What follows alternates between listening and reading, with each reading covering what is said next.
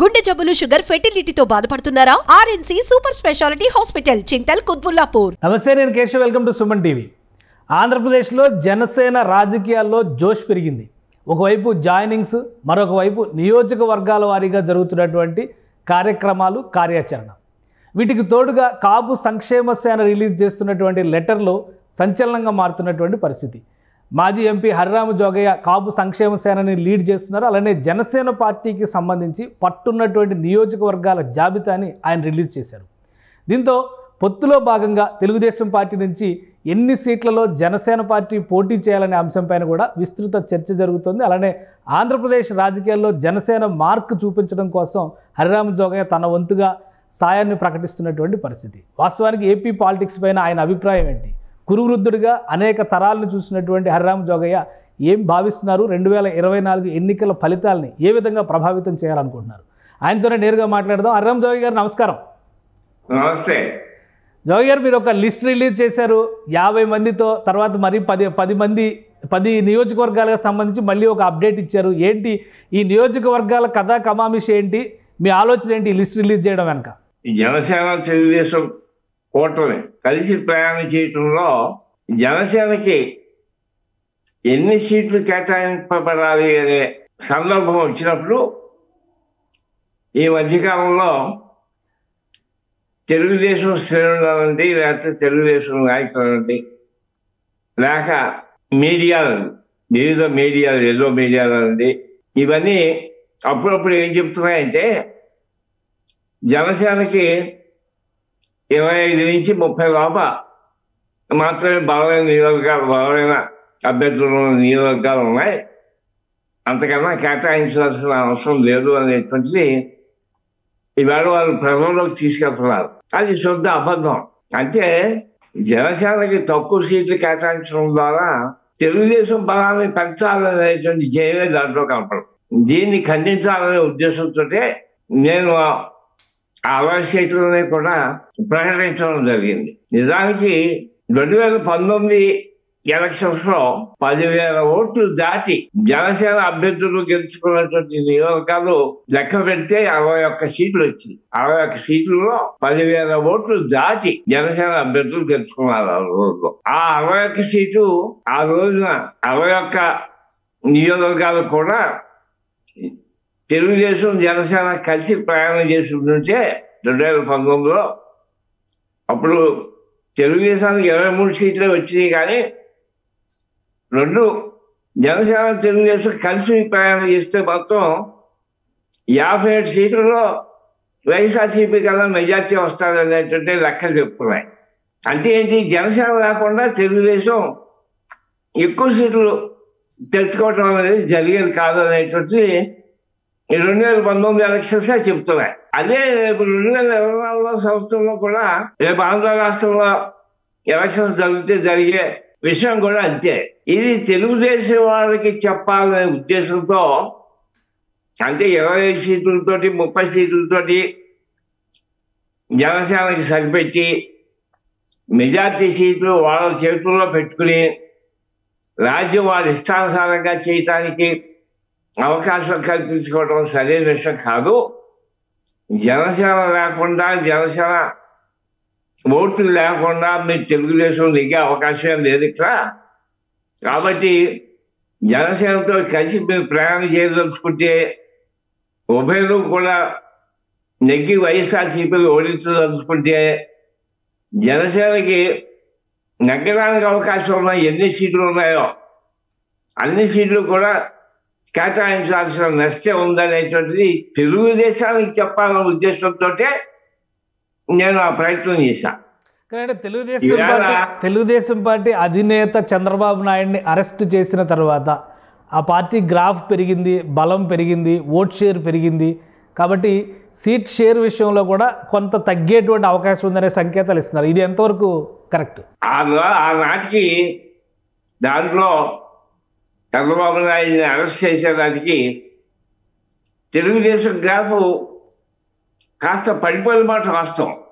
అయితే పవన్ కళ్యాణ్ గారు చంద్రబాబు నాయుడిని చూడటానికి వెళ్ళటం, అక్కడి నుంచి బయటకు రావటం, తెలుగుదేశంతో కలిసి జనసేన రేపు రాబోయే ఎలక్షన్స్లో ప్రయాణం చేస్తారని చెప్పి ప్రకటించడం ఎప్పుడైతే జరిగిందో మళ్ళీ తెలుగుదేశం గ్యాప్ పెరగడం మొదలైంది. తెలుగుదేశం గ్యాప్ పెరిగింది, జనసేన గ్యాప్ కొద్దిగా గొప్ప తగ్గింది. అది ఆ రోజు జరిగిన పరిస్థితి. అయితే ఇప్పటికీ కూడా జనసేన లేకుండా మాత్రం తెలుగుదేశం నెగ్గే పరిస్థితి లేదు. అందుకని ఈ సందర్భంలో జనసేన కూడా తీసుకెళ్లాల్సిందే. జనసేనకు కావాల్సినటువంటి జనసేనకి బలమైనటువంటి నియోజకవర్గాలు, అంటే బలమైనటువంటి అభ్యర్థులు ఉన్నటువంటి నియోజకవర్గాలు సుమారు 50 నుంచి 60 వరకు ఉన్నాయి. ఆ నియోజకవర్గాల్లో కనీసం మరి ఎన్ని కేటాయిస్తారో, 45 కేటాయిస్తారా, 50 కేటాయిస్తారా? ఆ కేటాయింపు జరిగితేనే రేపు జన సైనికుల యొక్క ఓట్లు తెలుగుదేశానికి సవ్యంగా ట్రాన్స్ఫర్ అవడానికి అవకాశం ఉంది. అవి జరగకపోతే మళ్ళీ ఒక ప్రమాదం ఉంది. ఆ ఓట్లు సరిగ్గా ట్రాన్స్ఫర్ అవ్వక చివరికి తెలుగుదేశం ఓడిపోయి, తెలుగుదేశం ఓట్లు జనసేనకి ట్రాన్స్ఫర్ అవ్వక జనసేన ఓడిపోయి, రెండు కలిసి వెళ్ళినంత మాత్రాన్ని ఏ ప్రయోజనం లేకుండా పోయే ప్రమాదం ఉంది. అందుకని నేను తెలుగుదేశం అంటే జనసేనకి కాదు హెచ్చరింపు, తెలుగుదేశానికి హెచ్చరింపు ఏంటంటే జనసేన కూడా తీసుకెళ్లాల్సినటువంటి పరిస్థితి మీకుంది. జనసేనకి అవసరమైనటువంటి సీట్లు కేటాయించాల్సిన అవసరం ఉంది. జన సైనికులు సంతృప్తి పడేటువంటి పరిస్థితిని క్రియేట్ చేయాల్సిన రస్తి మీకుంది. సీట్ల కేటాయింపు మాత్రమే కాదు, రేపు అధికార పంపిణీ కూడా సరిసమానంగా జరగాల్సిందే. పవన్ కళ్యాణ్ కూడా దక్కాల్సినటువంటి అధికారం, పదవులు దక్కాల్సిందే. ఆనాడే ఓట్లు ట్రాన్స్ఫర్ సరిగ్గా దొరుకుతాయి, వైఎస్ఆర్సీపీని గ్యారంటీ ఓడించగలుగుతారు అనేటువంటిది నేను ప్రత్యేకించి చెప్పదలుచుకున్నాను. అంటే జనసేన పార్టీ అధినేత అలానే తెలుగుదేశం పార్టీ అధినేత ఇప్పటికీ ఒక క్లారిటీతో ఉన్నారు. సీట్ల సర్దుబాటు విషయంలో కూడా ఒక అండర్స్టాండింగ్ వచ్చేసారు అని ప్రచారం జరుగుతుంది. అంటే మీరు ఆల్రెడీ పవన్ కళ్యాణ్ గారితో కూడా భేటీ అయ్యారు ఈ మధ్యకాలంలో. సో మీరు లెటర్ రాసే నాటికి మీరు లెటర్ రాస్తామనేటువంటి విషయాలపైన కానీ, లేదా ఇన్ని సీట్ల అంచనా ఉందనేటువంటి విషయం కానీ జనసేన అధినేతతో డిస్కషన్ జరిగిందా? జరిగింది. నేను పవన్ కళ్యాణ్ గారు కూడా నచ్చ చెప్పా, మనకు బలమైన క్యాండిడేట్ ఉన్నారు, 56 నియోజకవర్గాల్లో ఉన్నారు. అందుకని మీరేమాత్రం ఆధారపడాల్సిన పని లేదు. మనకి న్యాయంగా దక్కాల్సిన సీట్ల విషయంలో మీరేమాత్రం కూడా కాంప్రమైజ్ కావద్దు. ఏ పరిస్థితుల్లో 40-45 సీట్లు తక్కువ కాకుండా మీరు తెచ్చుకోవడం చాలా అవసరం. అప్పుడే జన సైనికులంతా కూడా సంతృప్తి పడతారు అని చెప్పేసి ఆయన నచ్చ చెప్పడం, ఆయన హెచ్చరించడం కూడా జరిగింది. సో ఆయన రియాక్షన్ ఏంటి? ఆయన ఏ విధంగా రియాక్ట్ అయ్యారు దానికి? అంటే ఆయనకున్నదల్లా ఆర్థికంగా బలమైన క్యాండిడేట్ ఉన్నారా అనేటువంటిది ఒకటి ఆయనకున్న డౌట్. అందుకని మీరేమాత్రం అధైర్యపడాల్సిన పని లేదు. మీరు సర్వేలు తెప్పించుకోండి, అభ్యర్థులను ప్రతి వాడిని పిలిపించుకుని మాట్లాడండి, వాళ్ళకి ఆర్థిక స్తోమత ఏంటో తెలుసుకుంటే డెఫినెట్గా బలమైన క్యాండిడేట్లు మనకు ఉన్నారు అని చెప్పేసి ఆయన ధైర్యం చెప్పడం జరిగింది. మరి చూద్దాం, మరి ఎంతవరకు ఆయన తీసుకుంటాడు, మరి అన్ని సీట్లు సంపాదించుకుంటాడు.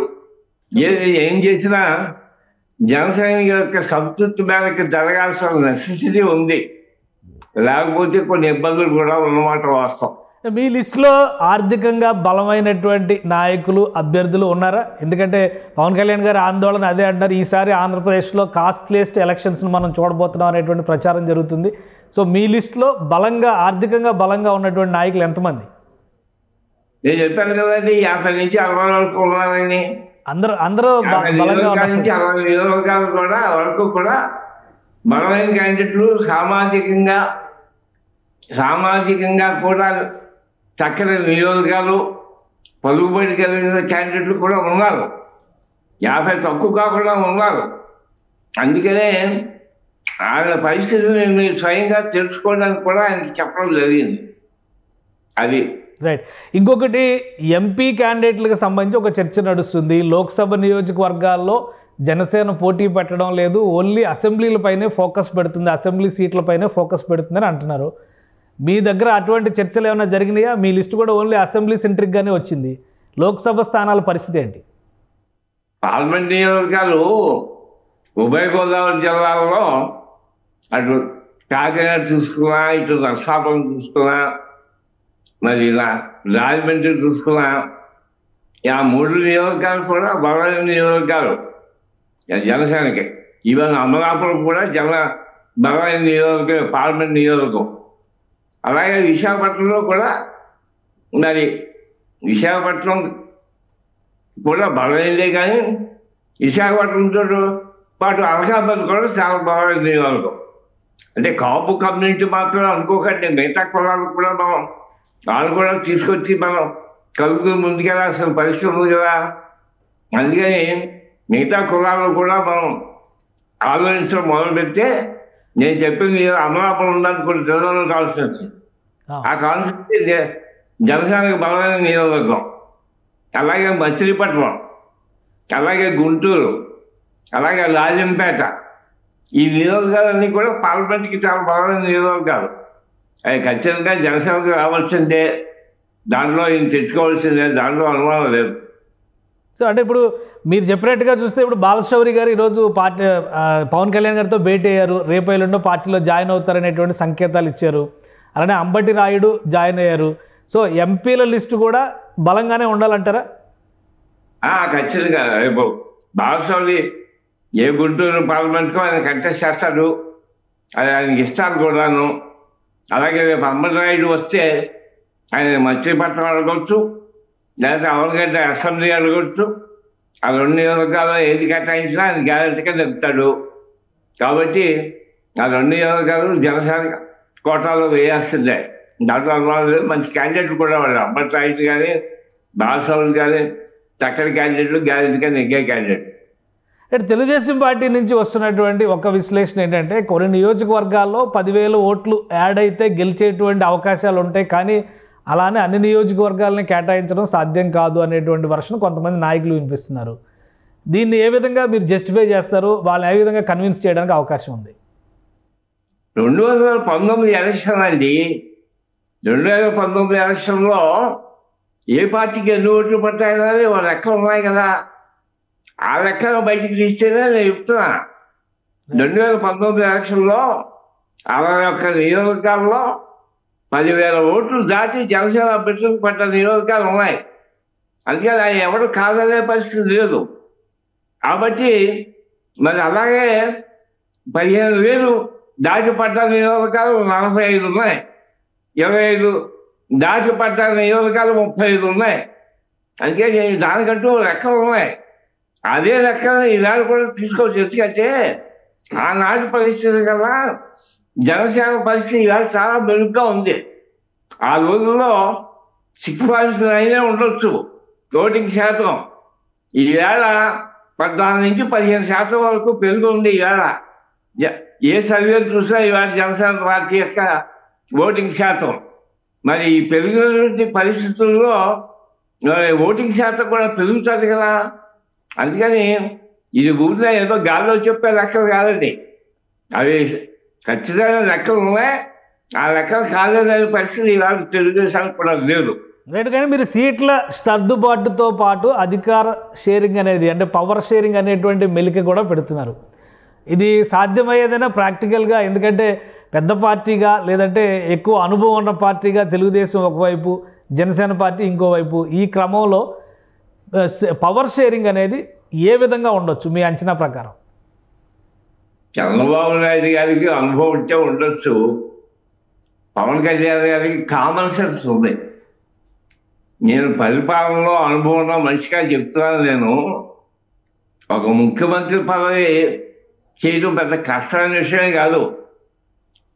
టీమ్ ఆఫ్ ఆఫీసర్స్, ఐఏఎస్ ఆఫీసర్స్ని, చక్కటి అనుభవం ఉన్న ఆఫీసర్స్ పక్కన పెట్టుకుంటే ఓన్లీ పాలసీ డెసిషన్స్ అన్ని మాత్రమే ముఖ్యమంత్రి చేసుకుంటూ పోతా ఉంటే ఎగ్జిక్యూషన్ పెద్ద కష్టమైన విషయం కాదండి. అదేదో పెద్ద ముఖ్యమంత్రి అంటే ఏదో పెద్ద అనుభవం కావాలి, అది కావాలి, ఇది కావాలి. ఇదంతా నాకున్న అనుభవం బట్టి అది అంత అవసరమైన విషయం కాదు. కామన్ సెన్స్ ఉంటే సరిపోతుంది. ఆ మాత్రం కామన్ సెన్స్ పవన్ కళ్యాణ్ ఉంది. కాబట్టి అయినా ఈ మధ్య 10 సంవత్సరాల నుంచి ఆయన పార్టీ పెట్టి మరి రాజకీయాల్లో తిరుగుతున్నాడు, మనుషుల్లో తిరుగుతున్నాడు, వివిధ సమస్యల్ని ఆయన అర్థం చేసుకుంటున్నాడు.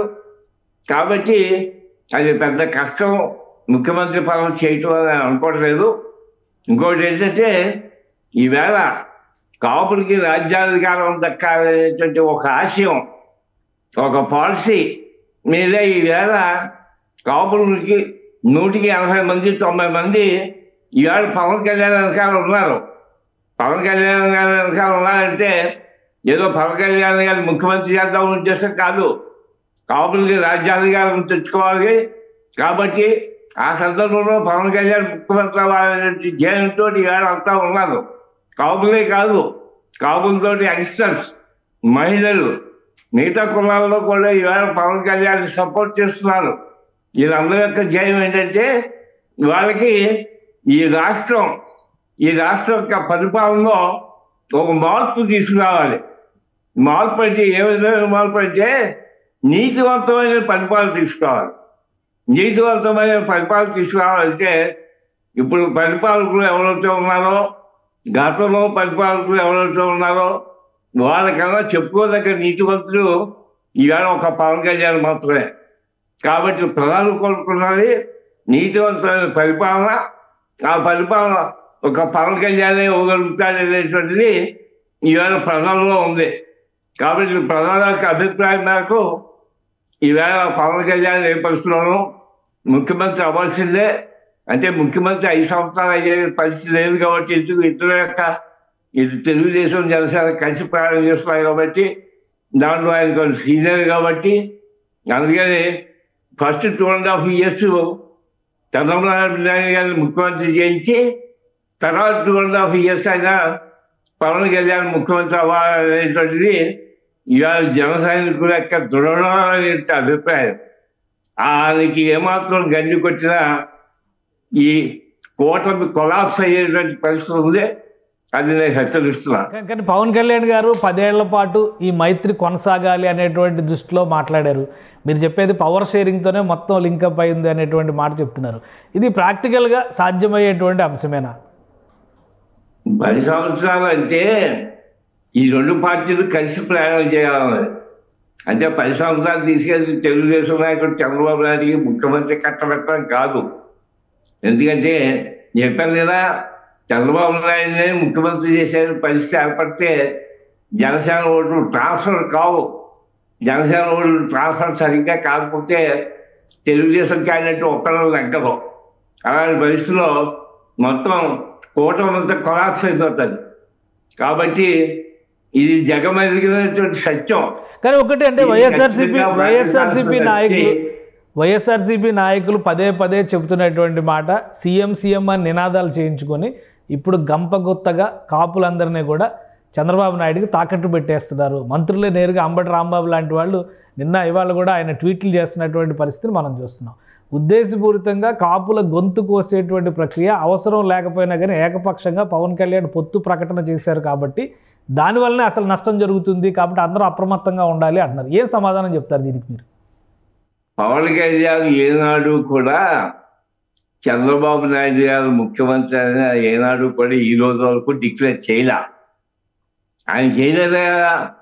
పవన్ కళ్యాణ్ చంద్రబాబు నాయుడు ముఖ్యమంత్రి అన్నాడా? మరొకటి అన్నాడు ఆయన. నేను అంటే పవన్ కళ్యాణ్ ముఖ్యమంత్రి చేయడానికి ఏమాత్రం అభ్యంతరం కూడా లేదన్నాడు.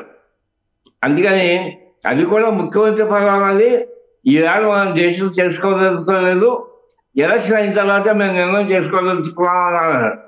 అంతేకాని తన ముఖ్యమంత్రి పదవిలో వాటా నాకు లేదు అనే మాట పవన్ కళ్యాణ్ నోటప్పుడు రాలా. అలాంటప్పుడు ఎందుకు సందేహపడతారు? అది వైఎస్ఆర్సీపీ నాయకులు కానీ మంత్రులు కానీ ఆ మాట్లాడే మాట దీంట్లో ఏదో రకంగా తీర్పు తీసుకొద్దాం, కాపుల్లో డివిజన్ తీసుకొద్దాం, అది ఆ విధంగా లాభపడదామని చెప్పేసి వాళ్ళు అనుకుంటున్న మాటే కానీ దాంట్లో ఏమాత్రం కూడా సత్యం లేదండి. గ్యారంటీగా వాటా వస్తుంది. చంద్రబాబు నాయుడు మొట్టమొదటి 2.5-3 సంవత్సరాలు ఆయన ముఖ్యమంత్రి అవుతే తర్వాత 2-2.5 సంవత్సరాలు పవన్ కళ్యాణ్ ముఖ్యమంత్రి అవుతాడు. ఇది సత్యం. దీంట్లో ఎటువంటి ఆలోచన చేయాల్సిన నష్టం లేదండి. ఇంకో విషయం, కాపుల్ని మోసం చేశారు అంటున్నారు. At the same time Vangaveeti Mohan Ranga గారి హత్యని పదే పదే ప్రస్తావిస్తున్నారు. 35 సంవత్సరాలు గడిచిపోయినా కానీ ఆనాటి నేరస్తులతో ఈరోజు చేతులు కలిపారు కాబట్టి కాపు ద్రోహులు వీడంతా అనేటువంటి మాట చెప్తున్నారు.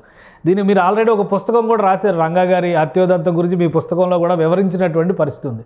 దీనికి ఏం సమాధానం చెప్తారు మీరు? అది ఏనాడో జరిగిన విషయం.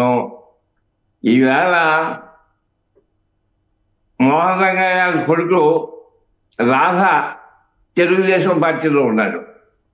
ఆ కుటుంబానికి లేనటువంటి విషయం మనందరికీ ఎందుకండి, నాకేం అవసరం లేదు, ఎందుకు అవసరం, మనకి బాధపడాల్సిన అవసరం లేదు. ఇంకోటి కూడా ఏమంటే, నేను పుస్తకంలో రాసిన మాట వాస్తవమే. అయితే పుస్తకంలో ఏం రాశానంటే, ఇది ఎవరో చెప్తే విన్నాను, దాంట్లో ఉండే నిజాయితీలు ఆ దేవుడికే ఎదుర్కొని రాశాను. అది కూడా చూడండి ఒకసారి. అంటే దాంట్లో విన్న విషయం కరెక్టా కావాలని దేవుడికే తెలుసు రాశాను. అందుకని అది ఖచ్చితంగా నిజమని మాత్రం నేను రాయలా. అందుకని ఈవేళ చంద్రబాబు మీద అపవాదు, అది అపవాదు మాత్రమే ఎందుకు అనుకోకూడదండి, అది నిజమే ఎందుకు అనుకోవాలి, అది కూడా ఆలోచించాలి కదా మనం. కానీ అంటే ఒకటి, మీరు అన్నట్టుగా రాధా గారు ప్రస్తుతం తెలుగుదేశంలో ఉన్నారు. అలానే దేవినేని ఫ్యామిలీ వారసుడు అవినాష్ ఏమో వైసీపీలో ఉన్నారు.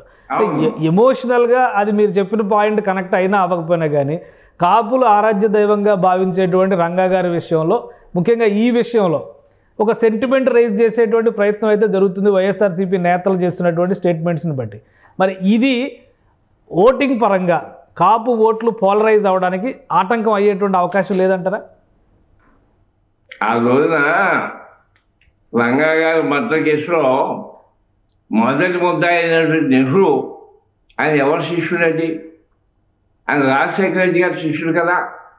రాజశేఖర రెడ్డి గారు వత్తాసారి కుటుంబం కదా, దానికి కారణం లేదు కదా. అలాగే ఆ రోజు సిరి సుబ్బరాజు గారు, అంటే కాంగ్రెస్ పార్టీలో ఉన్నటువంటి విజయవాడ నాయకుడు, ఆయన కూడా మరి ఆ కాంట్రవర్సీలో ఉన్నాడు కదా. ఆయన కూడా రంగా చచ్చిపోవడానికి ఒక కారణం కదా. ఇలాంటి పరిస్థితుల్లో ఒక తెలుగుదేశాన్ని ముద్దాయిని తీయాలంటే కాంగ్రెస్ పార్టీని కూడా ఎందుకు కలపకూడదు దాంట్లో. ఇవన్నీ కూడా దత్తులకి వెళ్ళి మాట్లాడటం మొదలెడితే దీనికి అనేక రూపాయలు పెట్టుకుంటాయి. కాబట్టి ఎప్పుడో జరిగిన విషయం గురించి ఇప్పుడు మళ్ళీ ఆలోచించి దాని గురించి ఆ సెంటిమెంట్ అంతా తీసుకురావాలి కదా. ఆ ప్రయత్నం వాళ్ళు ఏదో లబ్ధి పొందాలని ఉద్దేశంతో మాత్రమే కానీ మరొకటి మాత్రం కాదని చెప్పేసి అనుకుంటున్నాను. రైట్. ఇంకోటి, ఈ మధ్యకాలంలో కాపు రిజర్వేషన్ల అంశం ప్రస్తావన వచ్చింది. కాపు రిజర్వేషన్లకు సంబంధించి ముద్రగడ్డ పద్మనాభం గారు చేసిన ఉద్యమం అందరికీ తెలుసు. ఇటీవల జరిగినటువంటి పరిణామాలు, గత 10-15 రోజుల లోపు జరిగినటువంటి పరిణామాలు చూస్తే ముద్రగడ్డ పద్మనాభం గారు పవన్ కళ్యాణ్ భేటీ కాబోతున్నారనేది సమాచారం. ఈ భేటీ జరుగుతుందా? క్లారిటీ ఉందా మీకేమైనా? అది రిజర్వేషన్ ఇష్యూలో పద్మనాభం గారు గట్టి ప్రయత్నం ఆ రోజులో చేస్తున్నారు, వాస్తవమే. దాన్ని ఎవరు కారణం లేదు. మరి అయితే ఆయన చేసిన ప్రయత్నానికి తెలుగుదేశం పాజిటివ్గా రియాక్ట్ అయింది. తెలుగుదేశం అధినేత ఆ రోజులో చంద్రబాబు నాయుడు మరి దానికి తగ్గట్టుగానే మరి యాక్ట్ పాస్ చేశాడు. కాపులదేమో ఈడబ్ల్యూఎస్ కోటాలో 10%, 5% కాపులకు రిజర్వేషన్ కల్పిస్తూ బిల్లు పెట్టాడు. అది గవర్నర్ అప్రూవల్ తీసుకున్నాడు, అది నోటిఫికేషన్ చేశాడు. అయితే అది ఇంప్లిమెంట్ చేసే టైం వచ్చేటప్పటికి ఆయన టైం అయిపోయింది. మరి తెలుగుదేశం చేసింది కదా, చేయలేదు రిజర్వేషన్ విషయంలో అని చెప్పడానికి లేదు కదా. అదే ఏది ఏమైనా మరి పద్మనాభం గారు ఈవేళ ఆయన ఏ పార్టీలో కలుస్తాడు, వైఎస్ఆర్సీపీలోకి వెళ్తాడా, లేకపోతే జనసేనలోకి వెళ్తాడా, లేకపోతే బీజేపీలోకి వెళ్తాడా అనేటువంటి చర్చ జరిగిన సందర్భంలో ఆయనేమో వైఎస్ఆర్సీపీకి మాత్రం నేను సపోర్ట్ చేయట్లేదు అనేటువంటిది అది క్లియర్గా చెప్పడం జరిగింది. తర్వాత జనసేనతో పవన్ కళ్యాణ్ తోటి కూడా ఆయన డైలాగ్ నడపడానికి ఆయన సంసిద్ధత తెలియపరిచినట్టుగా మన బొలిశెట్టి శ్రీనివాస్ గారు చెప్తున్నారు. రేపు 21, 22 తారీఖుల్లో ఆయన కలిసే అవకాశం పవన్ కళ్యాణ్ గారు ఎవరి పద్మనాభ గారిని కలిసే అవకాశం ఉందని కూడా వింటున్నాం. అది కలిసి ఇద్దరు మళ్ళీ సానుకూలంగా ఒక మాటకు వచ్చి పద్మనాభ గారు జనసేన పార్టీలో కలిసిన ఆశ్చర్యపడాల్సిన అవసరం పరిస్థితి లేదు. చూద్దామండి ఏమవుతుందో చూద్దాం. అంటే 21వ తారీఖు పవన్ కళ్యాణ్ గారు అమలాపురం పర్యటన ఖరారు అయింది అనేది ఒక ఇన్ఫర్మేషన్ వచ్చింది. అంటే ఈ పర్యటన సందర్భంగా ఆయన కిర్లంపూడి వెళ్తారా? అవకాశం ఉందంటున్నారు. అది బొలిశెట్టి శ్రీనివాస్ గారు ప్రకటించారు. ఆయన ప్రకటించాలంటే ఉన్నట్టే కదా లెక్క. సో అంటే జనసేనలోకి రావడానికి అవకాశాలు అయితే ఉన్నాయంటారు? ఉన్నాయి, దాంట్లో అనుమానం లేదు. ఇంకొకటి అంటే పవన్ కళ్యాణ్ గారితో కలవడము, అలానే ముద్రగడ్డ పద్మనాభం గారికి ఉన్నటువంటి రాజకీయ అనుభవం, వీటన్నిటిని చూస్తే కూడా ఇటీవల కాలంలో పవన్ కళ్యాణ్ గారు కాకినాడ యాత్ర చేసిన ప్రతి సందర్భంలోనూ ద్వారంపూడి చంద్రశేఖర్ రెడ్డి గారు ప్రస్తావన తీసుకొచ్చారు. ఆ విషయంలో ముద్రగడ్డ పద్మనాభం గారు కూడా రియాక్ట్ అయ్యి బహిరంగ లేఖ రాసినటువంటి పరిస్థితి ఉంది. ఈ పొరపచ్చాలు లేదంటే అభిప్రాయ భేదాలు ఇద్దరి మధ్య ఏర్పడినటువంటి అంశాల పైన సమాధానం ఎవరు చెప్పాలి, ఏ విధంగా చెప్పే అవకాశం ఉంది? రాజకీయాలు రోజులాగా మారుతూ ఉంటాయండి. ఒకప్పుడు ఏదో జరిగిందంటే అది ఇప్పుడు కూడా ఉండాలని నచ్చితే లేదు. చంద్రశేఖర్ రెడ్డి గారు పద్మనాభం గారు మంచి స్నేహితులు, దాంట్లో అనుభవం లేదు. ఇప్పటికీ స్నేహంగా ఉంటే ఉండొచ్చు, కానీ రాజకీయాలు లేవు. అందుకని రాజకీయాలు ఇప్పుడు ప్రస్తుతం జరుగుతున్న మార్పుల వల్ల ఇవాళ పద్మనాభం గారు జనసేన పార్టీలోకి వస్తే మరి చంద్రశేఖర్ రెడ్డి గారు పద్మనాభం గారు విరోధులుగా మారే అవకాశం ఉంది కదా. అందుకని ఏది ఎప్పుడు జరుగుతుందో మనం వెయిట్ చూడాల్సిందే, కానీ అంతకన్నా మనం దీనికి ఏమి విశ్లేషించడానికి ఏమీ అవకాశం లేదు. అంటే ఇప్పటివరకు కాపు ఉద్యమానికి సంబంధించి ముద్రగడ్డ గారిని ఒక ప్రత్యేకంగా చూశారు. అలానే కాపు సంక్షేమ సేన పేరుతో జనసేన పార్టీకి అండగా మీరు నిలబడ్డారనేటువంటి సంకేతాలను, ఒకవేళ ముద్రగడ్డ గారు పార్టీలోకి వస్తే హరిరామ జోగి గారి పాత్ర ఏ విధంగా ఉంటుంది, కాపు సంక్షేమ సేన పాత్ర ఏ విధంగా ఉంటుంది? మేమిద్దరం బెస్ట్ ఫ్రెండ్స్ అండి. నేను ముద్రగడ్డ పద్మనాభం మా ఇద్దరికి ఏ వ్యతిరేకత లేదు, మంచి స్నేహితులు ఉన్నాం. ఏనా నుంచి స్నేహితులు. ఆయన తొలిలో ఆ రోజు ఆ కార్యక్రమం తీసుకున్నప్పుడు నేను కూడా పెద్ద సపోర్ట్ చేశా, నేను కూడా డప్పులు కొట్టా. అందుకని పద్మనాభం గారు వేరు, నేను వేరు కాదు, ఎప్పటికే మేము స్నేహితులే. ఆ మధ్యకాలంలో ఉత్తరం కూడా రాశాను. ఒకప్పుడు ఆయన కూడా జనసేనలో జాగ్రత్తలు కోరుతూనే ఉత్తరం రాశా. అందుకని మా స్నేహానికి ఏ ఇబ్బంది ఉండదు. ఆయన మేము కలిస్తే ఇంకా ఎక్కువ బలం పట్టడానికి అవకాశం ఉంటుంది. కాపు ఉద్యమం అనండి, కాపు సంక్షేమం అనండి, ఇంకా బలపడే అవకాశం ఉంది. కానీ ఏమాత్రం కూడా దానికి నష్టం అంటూ ఏం లేదండి. సో ఇప్పటివరకు రెండు పార్టీలు కలిసి మూడో పార్టీ ముఖ్యంగా భారతీయ జనతా పార్టీ ఈ కూటమిలో చేరబోతుంది. రేపు ఎల్లుండి అలానే రాముడికి విగ్రహ ప్రతిష్టాపన జరిగిన తర్వాత జరగవచ్చు అనేటువంటి సంకేతాలు వస్తున్నాయి. భారతీయ జనతా పార్టీ కనుక ఈ కూటమిలోకి వస్తే మీరు వేసినటువంటి లెక్కలు, అంచనాలు 50 సీట్లు 60 సీట్ల మధ్య ఉన్నటువంటి ఈక్వేషన్స్ మారే అవకాశాలు ఏమైనా ఉంటాయా? ఎందుకంటే జనసేనకు వచ్చి జనసేనకి వెళ్తాయి, బీజేపీకి వెళ్తే బీజేపీకి వెళ్తాయి, ఇంకో 5-6 పెరుగుతాయి, అది బీజేపీకి వెళ్ళే అవకాశం ఉంటుంది.